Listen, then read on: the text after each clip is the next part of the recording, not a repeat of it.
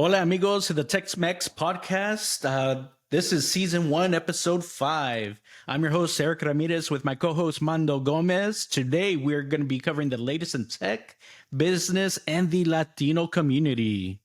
Dale. Dale. Oh man, do you know how many Mexicans do they have a bank account? Don't most people have bank accounts? That's what you would think, right? I was shocked. 65% Okay. of adults. Yeah, that's a big number, right? And the other surprising thing there is that only 10% of those they're using for saving using a financial institution. And I kind of knew those numbers, but this weekend I have a story for you. So I go to a coffee shop, and I knew this coffee shop from Austin. They're not sponsors of anything, but their coffee is pretty good. The place is called Summer Moon. And again, I knew them. So they opened a couple years ago in Houston, some shops. So I was there. And one person that I used to sell a house few years back, I did a note for a seller financing. He's like, "Hey, can I reach out to you? Can I meet in person? I want to make a payment." So to be honest, I was thinking, maybe he's gonna give me a check or a cashier's check, and he just wants to see me again, whatever, right? So I didn't thought it twice. But I was with a couple of friends, and it's like, "Hey, dude, he probably gonna give you like a pile of cash." Show up with a briefcase. Yeah, exactly. With the handcuffs on there. with the combination and everything, right? And I was like joking with them, like, "Nah, I don't think that he will do that." Like, anyways, then they were asking me what he does for a living, and I say he's a roofer. He actually changed one of the roofs in one of the houses, another house that I have, and I was passing the contact because they actually, their house is like 21 years old, and they're like, "Hey, I might need a roof too." Yeah. So anyways, the guy comes and it's like, "Hey, can we go to my car?" So in the parking lot, man. Yeah. So all right. So then yeah, it's like, the whole thing, it was like a movie thing, right? So then I go to his car. His wife was there, and his two kids were there in the SUV, and the wife handed me an envelope. The envelope is, you guys cannot see, some of you that they are listening to this, but it was very, very like thick. Yeah, they call that a guap. Have you ever heard of that? That's a guap of money right there. A guap of money. A guap. I mean, big enough that I have to split it to put it on my pocket. So I'll tell you the amount. I usually shy away from saying amounts, but I think that just give you the picture. It was $20K in 20s. So again, it's a. That's gonna be thick. It's gonna be thick. It was thick. That's thick. Thick is good. That's what she said. We might have to change the pod, right, to have explicit content. I think so. Anyways, it was just odd. I didn't know what to say, what to do, but I just took the cash, and the guy's like, "Are you gonna give me a receipt?" I'm like, "Dude, sure, but I don't have my computer right now here, so I'll send you the receipt, later." But yeah, then I. And by the way, he said, "And by the way, just be careful." And I said, "What do you mean be careful?" He told me that he actually was mugged a couple times. Oh, wow. It's like, dude, I mean, no wonder why you get mugged if you just have like freaking cash on you like these, right? Yeah, so, you got to be careful. yeah, and I didn't ask him too many details, but because again, I have the cash on me, and it's like, now he told me that I'm in a nice place by close to the woodlands, right? And so it's like, I didn't feel like I was threatened or anything. Yeah. But yeah, I mean, after he told me, then I was looking around. Well, it's so true. I've got a funny story. So when I was doing getting my closets done here in the new house, I found a guy. He was really cool, really nice, and I asked him, "Hey, if I pay you in cash, will you give me a discount?" He's like, "Oh yeah, no problem." So, anyways, when it came time to give him cash, like you said, it gets pretty thick. But and I'm like, hey, can I get a receipt or something?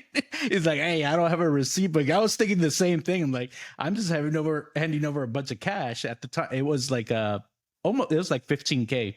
Yeah, And so so what I ended up doing is taking a picture with all the cash. It's kind of funny. It's like, well, I guess this counts as a receipt, so I've got that on my phone. It's kind of funny, but I think that it highlights that kind of what I'm saying on the percentage of people that they are not trusting the banking system, right? And probably has to do with a lot of what happened maybe in Mexico, right, on the 80s, that the currency got devaluated, and not only in Mexico, you see it in Venezuela, you see it in Argentina. Their fiat lost 90%, right? Not for the case of Mexico, but for the Venezuelan or Argentina. So I think that there is a lot of people is not trusting the banking system. I'll tell you this. I think that is very important to make sure that you have a bank account, right? I mean, it seems kind of obvious for people in America, but again, right? So I didn't dig with him, but he was basically saying, well, I opened already an LLC. So the good thing is that he's actually getting like let's call it legit, right? He's creating an LLC, and obviously, if you have the LLC, you might have to have your banking, and there are a lot of things, right, to be able to play the game over here in America. But yeah, it was shocking. It was a chunk of cash. That's pretty interesting. I mean, I know like myself, when I got my first like normal paid like job, and when I was in high school, I think I was like in 10th grade, and I got a job at like one of those collection people, because I could talk. You were one of those? I could talk Spanish. It didn't last very long. I did it so I could save up money to take the girls to the dances that we'd have in high school, But that's when I think that's when I set up my first bank account at that time. So I was maybe 10th grade, I think maybe it was. But in any case, yeah, we've had that for a long time. And then of course, once I went to college, I got the predatory credit card thing. So I had my credit card when I started, university. So it's kind of interesting how I think folks learn to just get by kind of on a cash society and things like that. And I start to wonder, as things move forward with, being maybe more digital, going more towards cashless society, how these folks are going to kind of cope with that. A lot of people in the community don't have accounts. Yeah. It's like I don't use cash, man. It's like only credit cards, right? So even Ray Dalio is one of the best investors. He's the banker of governments. He says trash is cash. A couple years ago, he was like mentioned that in internet, and it went viral, right? Yeah. And I think that because he knew that the dollar was getting devaluated and losing inflation value and everything. Bitcoin for life. Bitcoin for life. This. Yeah, go ahead. Oh, I was gonna say, this kind of reminds me of the story when I was selling my KNC miner. So for y'all remember I mentioned in previous episodes that I started doing mining, and I really got into it. Now again, it would have been better if I had just bought Bitcoin at the time. But anyways, I had these big, I forget what they're called, Jupiter miners, KNC miners. They're kind of they were like 5 blocks of miners, and they kind of daisy chained together. Anyways, once I started seeing like profitability going down, I went ahead and sold them. I think it was through Craigslist. So I use Craigslist for a lot of crypto. So, oh my goodness, that's a little shady, because you meet up with people and you don't know. Yeah. Well, this one was in particularly very, very shady. So me and my wife, we went out to a junkyard, dude, and I'm like, oh no, I'm about to get jacked over here. I don't know where we're at. It was like in some, I don't know, not a good part of town in Houston. It was in a junkyard, literally. I did not know where I was going. And so I have everything like in a box in the back of my SUV. And I go looking for someone. And these guys are actually, I think they were Colombian. And they they brought me into their office, and I told my wife, if I don't come back in 5 minutes, like leave Oh and go get wow. help. All for the love of crypto, right? But everything ended up being okay. But the funny Okay. thing is, it was like they're like, I took the box in, and they're like, how does it work? I'm like, oh man, I can't set this thing up for you in the middle of a junkyard. They don't have a computer, they don't have anything. I'm like, dude, trust me, it works. Like, so they're like, I'll be back. And so they go off into a back room, and they make a phone. I'm assuming they make a phone call back to Colombia, and to like, hey, do we buy it or do we not buy it? Like, what do you want to do? Right. Because Uh-huh. these guys weren't the tech people. They were the ones that worked at the junkyard, and they were Mm. just going to collect it and send it back, I guess, back home. Right. For Yeah, this. yeah. But, and I'm like, look, take it or leave it. I've got other offers. I don't think I had more offers, but I'm like, I just wanted to get out of there, honestly.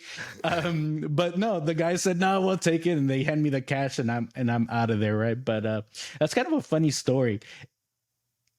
Dealing in cash is not very comfortable. It's kind of No, scary, I think. it Um, is. yeah. From the even the receiving part, right? Like I know that some people they're just getting the money, and let me tell you, our culture they save they have the money, right? So in their houses or under the mattress, right? Yeah. Whatever they're using, right? So true. And when he was telling me, as again, he was telling me that he got mugged, and I told him like, hey, no wonder. I mean, get a bank account, dude. Yeah. Right? It's like a and and look, I have heard that people do it because they might not. I'm not saying that he's doing right. He didn't ask, but some people do it for not trying to pay taxes or shit like that. Don't do that. Come on, you're a citizen, right? I think that is different situations for everyone, but you have to become legit, right? And I Yeah. think that that's kind of the part of being on the system and all of that. Why? Because even to get different products, the first thing is obviously have the cash, start saving, but then you start having different products. You have access to loans, right? If you want to buy a truck for your business or whatever, or Yeah. you want to get a personal loan for a home, et cetera, et cetera. So it's hard. Imagine sometimes you might have to wait 10, 20 years to be able to have all of the money to just buy a house, right, in cash. Yeah. So you have to use the instruments from banking. People think that they are evil, but if you go back, it's on one of the oldest businesses, which basically used to even to come to America, right? Like when they were colonizing it, they were getting loans with some bankers and even the Italians with the Medicis, right? So Yeah. for funding different projects. So what's your take there? I mean, it's so true. It's funny enough that, my roofer that was working on my house when I was building it, also, he was trying to buy a house. Funny that you say that, but he had trouble because of, well, one, the banks, if you're going to get a loan, they want to see income, W-2, stuff Mm-hmm. like that, which a lot of the Latino folks that are out here helping with construction and things like that, they it's not necessarily a W-2 that they're getting. So it becomes a little bit more difficult. But at least if you have a bank account, you can show steady payments, you can show history and things like Mm-hmm. that. There's a lot of benefits to it. So if there are folks out there that are listening to this that don't have that, there's definitely benefits to it. And maybe we can provide some information in the show notes, like, the basics about getting your first bank account, or maybe even if you're past that, you don't have maybe investment accounts, we can give some of that information too. Yeah, and there's a lot of major banks, right? That try to find one that it doesn't require you to pay any fees. It's ridiculous that, Fees, yeah. yeah, like I just asked that, right? That if you have to or watch it every month, if they're like like because sometimes they have limits, minimums that you if Mhm. you don't have less than $2,000 or whatever, they'll charge you a management fee, which is ridiculous. So yeah, just make sure uh, that you have that and you should be fine. So, what is Yeah. next? Agreed. Well, I guess segueing a little bit into, since we're talking about the Latino community here, there was some news that I'm a little bit disappointed about. And it's a little bit political, so I don't want to get too much into it. But the Supreme Court struck down affirmative action in college admissions. They were basically saying that race can't be used as a factor for you to get into college, or as far as the admission process goes. Um, it basically this basically ends the ability for colleges to use race as one of the criteria for admissions. And so I think, this hurts a lot of the Latinos in the community. A lot of folks, there's our first generations, and then there's second generations. They've got families that are coming up. These types of things help a lot when it's time to try to advance into college or higher education in general. I think a lot of folks like the roofers and things like that we talk about, they've got families and they would rather their kids try go to get an education. Of course, that's a traditional route, but it's kind of a safe route in a lot of ways if you're trying to actually go through, maybe engineering or something like that, or something in sciences. I think this really, it could potentially hurt a lot of things. And I think a lot of people conflate the whole affirmative action with getting people that are not qualified to be there. I don't think that's the case. I think it's just really more about, you have several different, you across the board, you have people that qualify to go to your school. You're just making a conscious decision to have a little bit more diversity. So I think it's sad to see that happen. But I think schools are going to just now try to figure out different ways of getting diversity in their schools. What those ways are going to be, I'm not quite sure. But what's your take, Mando? It's a tough one because these topics are very political, right? I think that, do you know if this one will apply not only for schools but also for companies? I think it opens that up, honestly. This is maybe the first step, and maybe they're going to try and see, okay, let's apply this to, diversity things that companies it does feels have like we are going a little bit backwards, in my opinion. And I think that it's very hard to put numbers, right? Because you can say, well, it's depending of the population and depending of the breakdown on each state, city, whatever you want, right? And I think that that's kind of where it's on a spectrum, and maybe we were in the other spectrum and we are moving towards. So we have to find that middle ground. I'll tell you this: in different companies, when I was working in some of them, there was some threshold. Sometimes we couldn't hire a person, even that the person was already past the interviews and all of that. We had to check the diversity flag. And we also have to check the female if in the pool there was a female. That was part of the policy of the company. That's the reason why I was asking, because I'm not sure if that might change for companies too. Where again, sometimes it might be tough to even like, hey, you have this person, this candidate that you want to hire, and is capable. It passed through all of the filters, but still you have to have the diversity flag.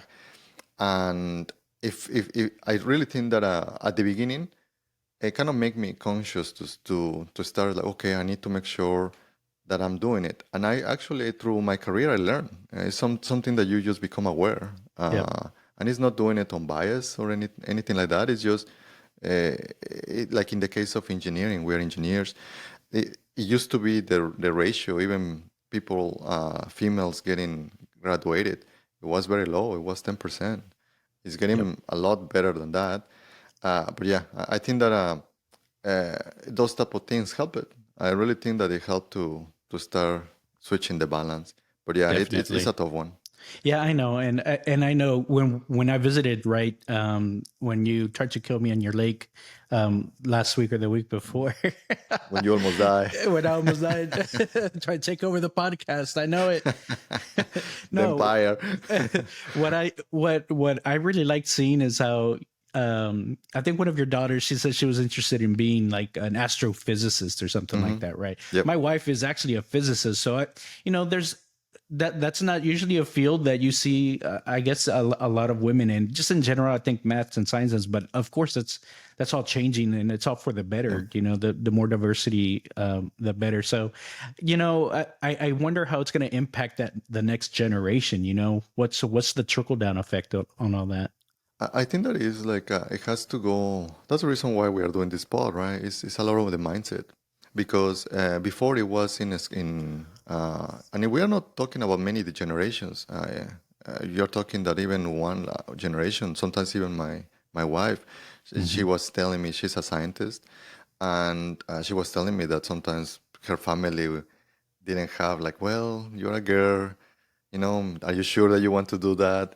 So and she was upset, right? Like, well, I want to be a scientist. I want to go to university and I want to do all of these things. So I think that when you are raising your kids, just tell them, it's like, hey, you can do it. Doesn't matter if you're a female, or doesn't matter if you're brown, doesn't matter if you're black, whatever, right? It's like, you like it, you have the capabilities, you can learn the skills, just go for it, right? Yeah. And I think that is just the tip there is to keep pursuing it. And yeah, maybe sometimes governments, they are changing the agenda. Sometimes it's political, right? Sometimes it's just to try to get votes in one side or the other side. And it's part of just having the critical thinking. And but yeah, in my opinion, I think that is a step backwards. Yeah. But anyways. But we'll see. I think, once this really starts taking hold, I think we'll see there's probably going to be other ways of doing it, of getting diversity, because I think that's really one of the goals: representation, diversity, things like that. So we'll see kind of what the folks in government come up with. But I just thought it was an interesting topic for us to bring up, and maybe we'll keep track of it as things kind of change. But yeah, and remember, all of you on the audience, we are trying to bring what is happening, right? So talking about that, do you notice Elon versus Zuck? And Zuck, sometimes people, they call it like Mark Zuckerberg, short Zuck. Zuck. I like how you make the Z more like an S. Zuck. So I don't know, man. I'm going to Vegas. I'm with you. So everything that started, again, this is just my own interpretation on how all of it started, is that Mark became very fit, and basically he was competing in a jiu-jitsu basically event, and he didn't tell anyone that he was Mark, right, Zuckerberg, and basically he just went viral, bunch of tweets. And then Elon tweeted something like, hey, basically, where do you want to do a cage fight, right? And it's like, well, and Zuck is like sent him, well, just name the place and time, right? And even Elon posted the tweet. So do you think that is going to happen? Hey, I'm ready for it. I think even if we don't make it to Vegas to watch, because I bet you're going to have all of Silicon Valley there. Everyone's going to sign up for that. We can at least get the pay-per-view, right? I'm sure we'll be able to do that. I think that they were thinking to even charge $100 to just the pay-per-view. Oh, really? Which, it will be one of the probably most lucrative events in UFC. I bet. Yeah. So are you team Elon or a team Zuck? Okay, I think I use Elon's products more than Zuck's products. So I think I'm going to go ahead and do Team Elon. I think he probably has a slight edge. He's a little bit heftier, I think. I think yeah. Elon's pretty tall, isn't he? So I think he might have an advantage. The first time that I met him, I was impressed on the size. The guy is a huge dude, 6'1" or something like that. But no, it's not only the height. He is actually husky, right? So, and his voice is one of those leaders that is very intimidating. It doesn't come across in camera for whatever reason. Yeah. But I can tell you that his laugh, we were in the office and I was like, sometimes like in the back of the office, and you can hear his laugh, like the whole floor. Wow. You can hear him like cool. Laughing, right? So yeah, so in that way, when you are in front of him, he's very intimidating. I never felt intimidated. It has been a while that I haven't felt intimidating, but yeah, he's intimidating personality. Wow. And but I think that he has not been working out. So and Mark has been already. So I think that Lex Freeman he's one of the podcaster. We are a little bit closer to him in our podcast. Yeah, right. We're He's getting one there. of we're getting Gotta there. have goals. What did we say? Gotta have goals, right? Gold, right? So we're coming after you, Lex. We'll let Mando spar with him. How about that?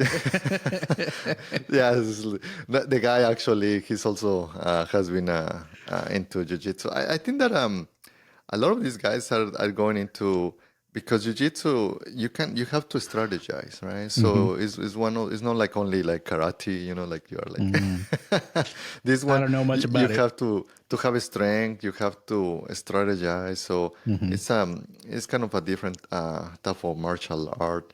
But yeah, basically, Is that the same way that Joe Rogan does? I think so. Does he do jujitsu I, too? I think so. But Joe Rogan does a lot of stuff, Yeah, right? he does a lot of stuff. Yeah, so I mean, the dude is, even on top of that, he's a comedian.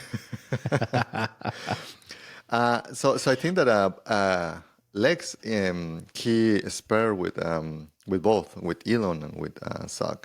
So it's interesting. I think that if Elon wasn't training and he was just going to the cage, in my opinion, I think that he would lose again, because training, right? I think that the training, even if he's a big dude, I think that the training that Mark has had for the past couple of years, it might be in his favor.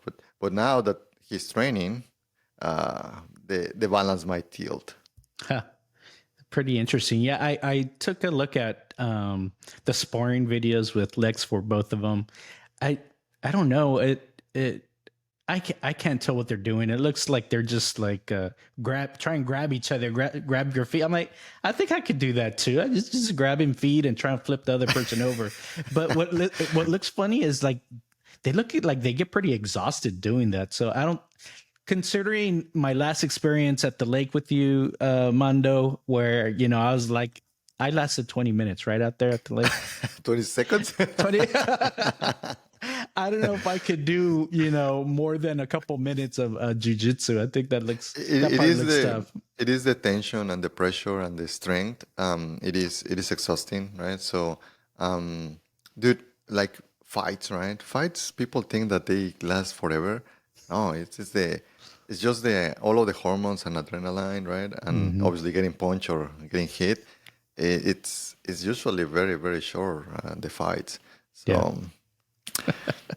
Well, do you think it has anything to do, this whole like Elon kind of maybe instigating it, like, hey, let's do this in the cage match? You think it has to do with the lawsuit that that Twitter has against I guess Meta right now?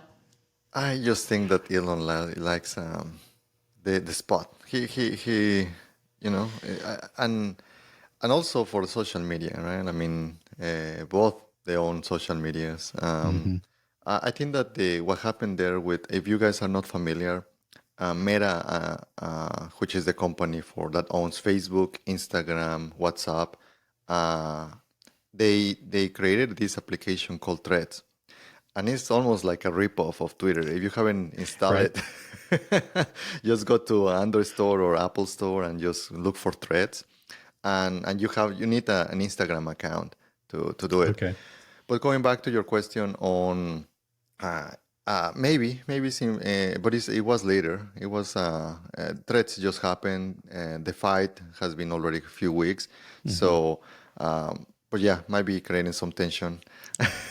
It's like, it's Twitter, not Threads, and he like flips them, right? It is impressive that I mean, I spent some time working at Twitter, right? Almost 2 years, and it is impressive that they were able to come up with the product. I did try it. I did install it, but again, it's getting popularity and all of that. But I'm curious why Mark Zuckerberg and all of the Meta chose to create that, because it seems that they are also divesting from the metaverse, which is weird. It's like they're trying to pick too many fights, in my opinion, right? Like now Apple with the vision, right? And now Threads is like, dude, you don't want other enemies. I mean, I know that you're practicing jiu-jitsu, but going after Tim Cook and Elon at the same time. Good luck, right? Well, I mean, you know what? Maybe Zuck saw that maybe there's an opening. With all the headlines and stuff like that Twitter's had recently, and it not being maybe as stable as it used to be when they compared to when they had all the employees. Like maybe that he saw an opportunity there and said, "Hey, this is if there ever was a chance, this is the chance to see if they can dethrone Twitter." Yeah, it could be, but I think that there is a lot of people. I'll tell you this: the type of user is different from the one on Instagram, right? So unless all of the Twitter communities they move into threads, but right now the reality is that it's almost like a show off type of a Mm. Like poking mentality. I at them. mean, yeah. Yeah. And in the case of Twitter, you have people that sometimes influencers, right? You have president. Like you're not gonna go to an Instagram for a for the president, right? So like it's kind of Right. weird. So, but you will go to. It seems more to me like a news type of outlet. I did Hmm. have the chance though. I don't think that I told you this story. I did have the chance to meet as well Jack Dorsey, Hmm. and one of the things that he said when the how or why he created Twitter. I never heard this before, which is a great story. He basically said that his idea was to that he wanted to look into the window and almost as fast as almost a bird is kind of chirping that he goes into the let's say that there is a car there like in flames and he just wanted to go into the Twitter application and understand what happened, so Hmm. almost instant news. That's literally what the concept of Twitter was. Maybe it morphed into different thing, but that was ultimately the what Jack Dorsey, the original founder of Twitter, wanted to do with Twitter. So yeah, I think that is kind of morphing, and we'll see how it plays out. Yeah, I really like the thought about it being kind of the go-to place for news. I think that's how I always saw it too. But it seems like maybe not so much right now. I have a lot of dead end threads on my Twitter feed, so I don't know. It's something to think about. But we'll see. Maybe we can do a live whatchamacallit, podcast for the fight between Elon and Zuck. That might be fun. That would be fun. Yeah, for sure. All right. Well, in other news this week, and I don't know if you might call it news or not, but they were saying that Gensler was going to resign from the SEC, and we're kind of shifting topics here into a little bit more crypto. But for those of you that don't know, kind of SEC, SEC stands for the U.S. Securities and Exchange Commission. So it's supposed to be independent, part of the federal government that's in charge of kind of the securities industry. It's really meant to try and protect investors from getting into maybe not so good investments like bad stocks and things like that. So I think in the past, Yeah, they've been very all of cautionary the on all of crypto the and things like pyramid that. schemes and things Yeah. like that, they interject, and they are the ones sending people to jail. Right? Yeah. So they're basically like law enforcement, but for the people that are doing these types of kind of more white collar type Hmm. crimes and things like that. They were created back in the 1920s during the 1929 stock market crash, things like that. They said we need someone that's gonna be the adult in the room and make sure people aren't doing things they aren't supposed to with these kind of shaky investments. So Gensler is at the helm of the SEC right now, but there were some rumors, and I think it right now they are just rumors that he had resigned from the SEC. And the reason this is kind of noteworthy in terms of crypto is because he's been on TV a lot recently, and he hasn't been able to give very clear guidance on what all the rules are for all of these crypto companies. They've been suing Ripple. They've been suing, lots of different people. Binance right now. There's a lawsuit against Coinbase, and Coinbase is kind of fighting back, saying, "Hey, we've been asking for regulations, for the rules. How do we conduct business?" But the SEC has been unable or unwilling to give that proper guidance, and instead has just taken the approach of suing people without notice. So this is why maybe I thought, well, maybe, against someone's actually going and making sure, hey, the SEC needs to start doing their job, going after Gensler and things like that. What do you think about that? It is it's very confusing. If you see what you want from government is to get clarity. It's like, am I doing a proper job? Or am I getting in trouble, right? And when they interview Gensler, even in some of those lawsuits, they ask him very straight question. It's like, hey, is this okay or not? And he answered like a politician. Like, Yeah. he doesn't tell you yes or no. And again, they get frustrated. It's like, you are the head, right? You're supposed to provide this. You're not doing your job. And again, just kind of gets away from being a politician and don't answering the question. So I think that they need somebody. There is a lot of rumors, right? That maybe companies have something on him that they are kind of forcing. But again, those are the underground type of conspiracy theories. Dun, dun, dun. Illuminati. Well, what's kind of surprising about this is that, I think Gensler used to be, or I felt that he was maybe pro Bitcoin. And the reason I say that is because he was, I don't know if he was a MIT professor. At least he did classes on some crypto blockchain technologies.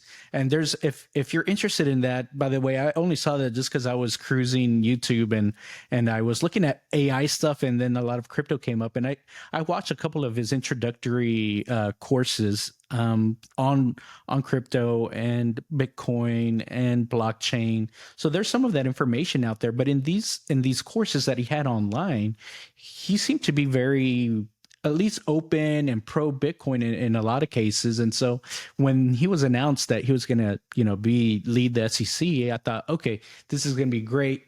He's going to be able to provide, clarity on crypto and Bitcoin and things like that. But it hasn't really been that. By the way, the SEC has come out when they saw all of these rumors come out. They very quickly did come out and say, no, he's not resigning. It's purely rumors. But sometimes where there's smoke, there's fire. So you never know. Yeah, we'll see. I think that it's important to, even if he stays there, that he feels the pressure on getting clarity. That's what all of these companies are looking for, right? It's like, hey, just provide some clarity. Because, and I know that it's complex. It's not an easy thing because it is actually acknowledging the industry, and depends on how they acknowledge. If it is more tending to be a stock, or if any of the crypto like Ethereum or security versus maybe a commodity, right? So which are kind of the names and the structure and some of the legality for these instruments. And look at the words that I'm using, because those are the kind of the words that the financial industry use just to say basically kind of a coin, right, on a crypto coin or something like that. But yeah, it is important for the kind of a domino effect. If they get clarity, then very likely all of the ETFs that we were mentioning in previous pods, maybe they get approval, which that was the other thing that came out. They refile because last week they were denied, but very quickly, because it was literally just adding a sentence. Yeah, by the way, my custodian is Coinbase, to refile again. So we'll see. We're living in a very interesting times. Yeah, for sure. And I think it'd be weird if Gensler did end up, leaving in the middle of all of this. In addition, there's these, I don't know if you've heard about it, but it's called FedNow. So it's basically a product of the Federal Reserve that's basically going to be doing digital payments as well for us. So they're basically trying to do their own version of crypto in order to do payments. I'm not quite sure like what they plan on using it for. Maybe they're going to allow it to pay your taxes and things like that. But this is a crypto product coming out of the U.S. government, out of the Federal Reserve, I should say. that is going to be making enable digital payments. Supposed to be launching actually this month, so there's not really too much information out there now, except that hey, this is something that's coming and it's going to be available, and likely something that they're going to push. Yeah, and I think that there was some friction there with Intuit. Intuit is the company, and probably a lot of people is using it behind the scenes because they own several companies. They own QuickBooks, they own TurboTax. So at least for America, and I mean they very likely almost all Americans have been using it, right, one way or the other. And they were kind of against it, this feature, because the portion of being able to pay your taxes, which is a good amount of revenue for Intuit. So I think that from the crypto angle, it is interesting how they are using the technology, which that was kind of from the beginning, right? I'll tell you this: when I had the opportunity to travel to China, they skip. We were talking in the beginning of the pod about banking system, and what happened in China is that they skip the kind of almost the having the credit cards and having kind of a bank account, and they just went straight to mobile. They have this application called WeChat, and that thing, it has small applications inside of it. You have your Uber, you have your kind of your Facebook, you have your Messenger. Everything is within the application itself, that it allows you to pay. So you're literally walking on the street and you have a vendor, like a street vendor, and they don't have to use a Square, they don't have to use any kind of thing like that. They actually have a barcode. And then they just scan it and pay instantaneously there. And the money just transfer, right? So I can see here that they are trying to use the technology for blockchain to be able to kind of do the payments. But yeah, it's interesting to me that it has been taking us a while when countries like China, they already kind of adopted a system like that. Yeah, well, maybe some of it has to do just because it's kind of the whole Big Brother feel. China, I think, they have their hands in everything, monitor everything, things like that. So there's quite a different culture here, and so maybe that's what kind of the difference has been, right? Yeah, for sure. The other thing that came out. Let's move on to the next topic. Okay. We wanted to also mention about health on the pod. And something that came out this week, it was the Diet Coke has aspartame and sucralose, but as well the whole concept of that actually can get you cancer. And man, I love Coke products. I'll tell you this. I'll tell you a story. So I was born and raised in Mexico, right? And when my parents they were pretty young and they were not educated. I was little, like literally, like very, very little. They would put Coke in my bottle. So, dude, I love Coke products, right? Yeah. So, and I think that maybe is thinking that this type of thing, but also it was in Mexico. Maybe it was using cane sugar. That's true. I can imagine little Mando with his like little with your like you're sucking down some Coke in your little bottle, running around in diapers. Is that what it was like? Basically, you picture it right. So yeah, and which developed my sweet tooth. I have every day I get dessert, right? So I have to work out a lot to not get like like big and gain weight. But yeah, I think that my point here is that we have to pay attention, right? Sometimes or cycle them. That's the other thing to be able to. But yeah, I try to inject water, right? So we install a filter, so that way water. I really like this one because it has like literally it tastes like nothing. maybe it's filtering too much that even no minerals. There's no minerals, right? Yeah, so I need to. They have some checkers to see how Oh is your yeah, yeah. water. You've got So the Brita one, or yeah, like the.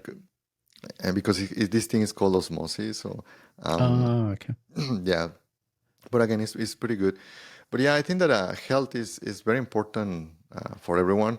But for Latinos, when I was in Mexico, I worked for the Secretary of Health Department a couple years, and I had access uh, to databases, right? Because we that institution was the institution to provide funding to hospitals and all of it.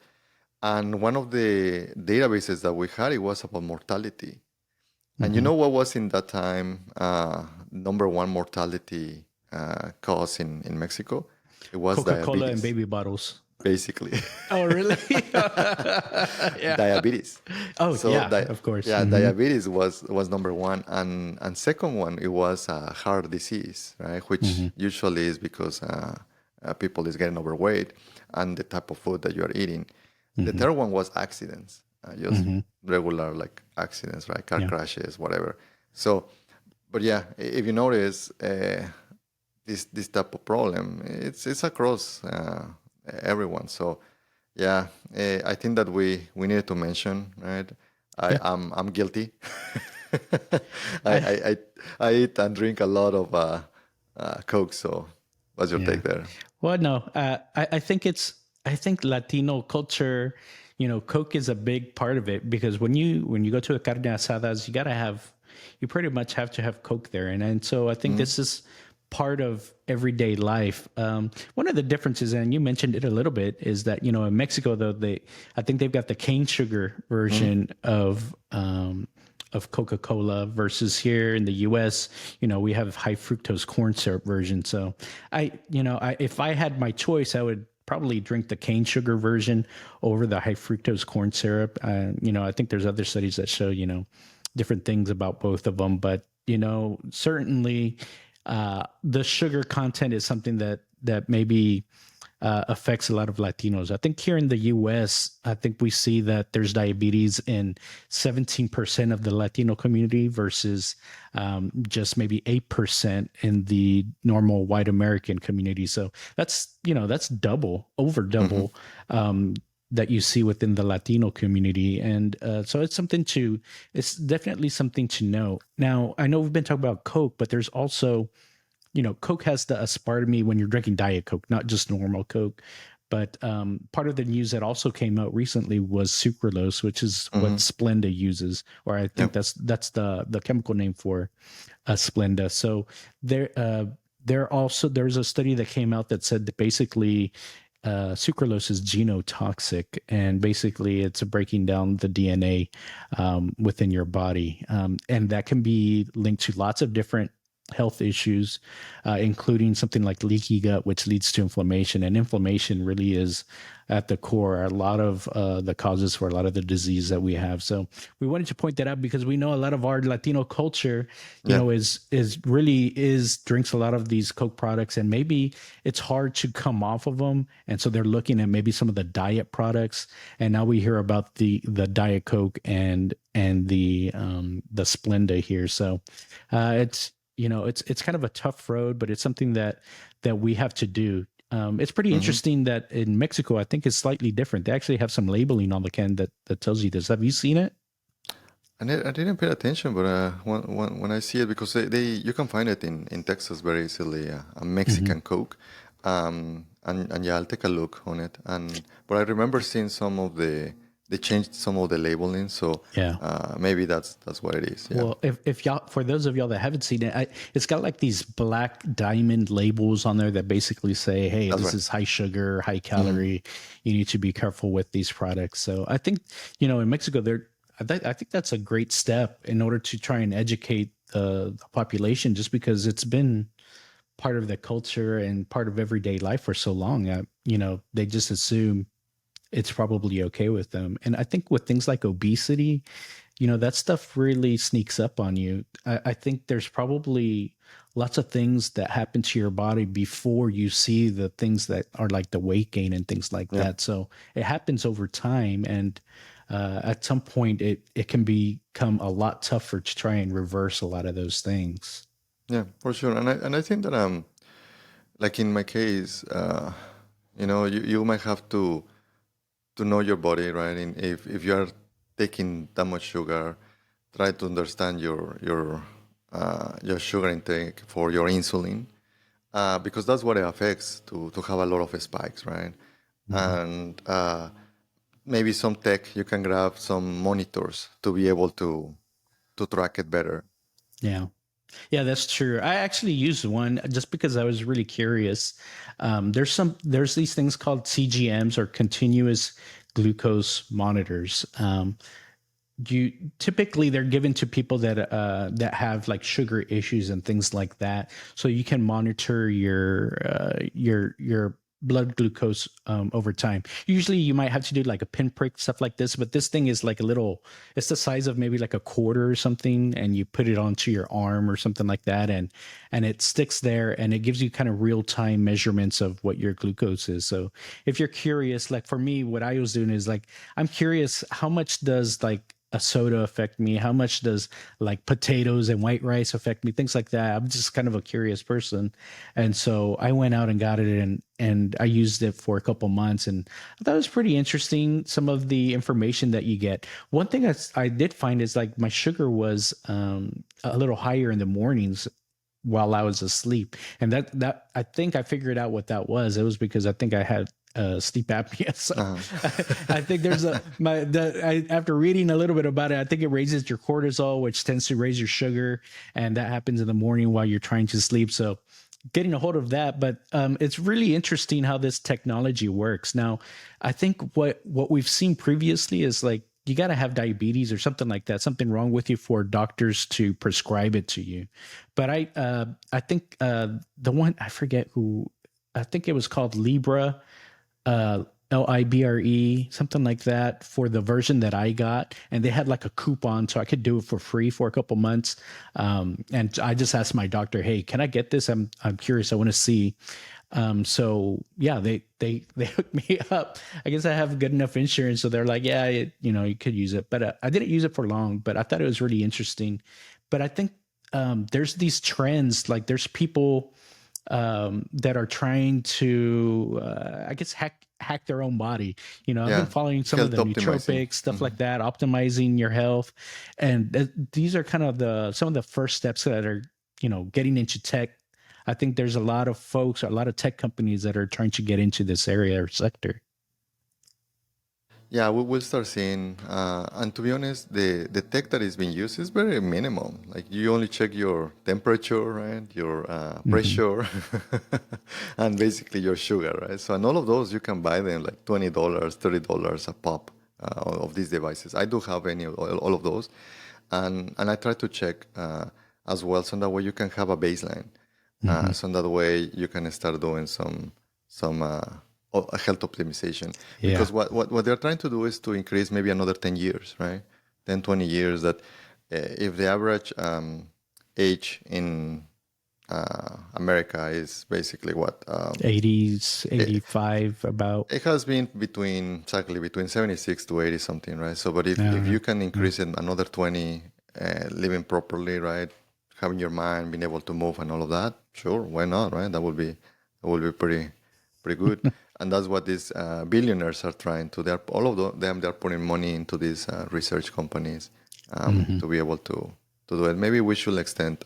Maybe we should do a pod in health. Yeah, there's definitely a lot of technology that's growing in there. There's a couple of good books. One of them is by Harvard scientist. What's his name? But he does life extension. Dr. David Sinclair, that's his name. Really cool book that he has, and he actually did a podcast where he posts his regimen. That's really, really interesting. So I think it would be a good topic for something that's coming up. We can do a little bit deeper dives on that. Well, switching gears a little bit, wanted to kind of just fill it all in on the latest EV news. I know in the last podcast we were talking a little bit about Tesla, but what we've been seeing recently in the news is that there's the there's been a move to use or adopt the what's called NACS, or the North American Charging Standard, that Tesla came up with. So that's Tesla uses this is basically their charging plug, and what they use across their charging infrastructure. So if you go to like a Tesla supercharger to go charge up your car, that's what the kind of connector that they use, called NACS. At least here in the U.S., I think in Europe they use a different one. But what's interesting is that a lot of the other EV companies that have been coming up, they use a different standard called CCS, or combined charging system, and it's actually very clunky looking and very big compared to the Tesla's design, which is quite small and easy to use and easy to handle, and has a lot of really good specs. Well, I think Tesla came out and they told all of the different companies, saying, hey, we welcome everybody to use our standard or our spec. We're going to open it up to you so you guys can integrate it into your cars. So they can then also leverage the use of all the infrastructure, all the Tesla superchargers that they have. And I know for a lot of people looking into EVs and these electric vehicles, they look at Tesla's infrastructure, and that's what they use to make their decision to get a Tesla. I know that was one of the main reasons why we went and bought a Model Y, is because I wanted to have access to that system and infrastructure. A lot of companies, though, now they once they received that invitation from Elon, they said, "Yeah, we're going to go ahead and start accepting them." Have you seen this, Mando? No, not yet. Yeah. So far, I mean, I think Ford really was the one that kicked everything off in terms of accepting this new standard here. Ford was the first one because they've got their Lightning truck. Then GM, they announced that they're going to use it also on their new Silverado truck. The Rivian said they're also going to move over to this. Volvo and Polestar also, they said they're going to move over to it. Mercedes says they're going to use it. Hyundai's going to use it. It became the standard. It just like overnight or over 1 week, it became really the standards. And so I think it's really interesting to see, these dominoes fall. What does that mean for Tesla as a company? Obviously, I think there's going to probably be some revenue for them on that, but it's really interesting. There's still a couple holdouts, I think, like Volkswagen, Porsche. I'm really interested in because I came from having a Porsche. Now, my wife has a Model Y, but I'm looking at the Cybertruck. But if for some reason the Cybertruck doesn't work out, they had what's called a Mission E concept that looked awesome. It looked like an actual race car. But if that thing supports this new NACS standard, oh my goodness, that might cause me to waver a little bit in my Cybertruck thoughts here. But I think it's just a matter of time, hopefully, and maybe they will also move over to NACS. I think it really does make sense for the industry as a whole to really, at least within a country, within the US, to adopt that standard. I think the EU has their own standard. I think they're still using the CCS, but I think, here in the US, it seems like everyone's kind of going in that direction. Okay. Yeah. Well, that's pretty exciting. I think that's all we've got for today in terms of topics and news for y'all. We did want to just make sure, we are a growing podcast here. So it'd be great to get y'all to subscribe, or comment on our podcast here on YouTube and across the other Spotify and other podcast systems. I do want to also mention, I do have a Tesla, and so since I do have that, I do have a referral link. So if anybody's listening and thinking about getting a Tesla, look for my referral link in the notes. There's also a couple of links there that we'll provide in terms of some of the banking items that we mentioned. I know I use a couple of products that I seem to like. One is Empower, which used to be called Personal Capital for investments, and then also Betterment, which is kind of more of a robo advisor. But they have robo-advisor. Mm-hmm. Yeah, they have a cheaper fees, so you're not sending half your profits to a company that's just collecting them and not doing much for you. Mando, closing thoughts? Yeah, and I think that we are trying to inject this at the end of each episode to kind of leave you some homework, right? I think that the takeaway here is make sure that you are going into the banking system. If you don't have an account, create a bank account.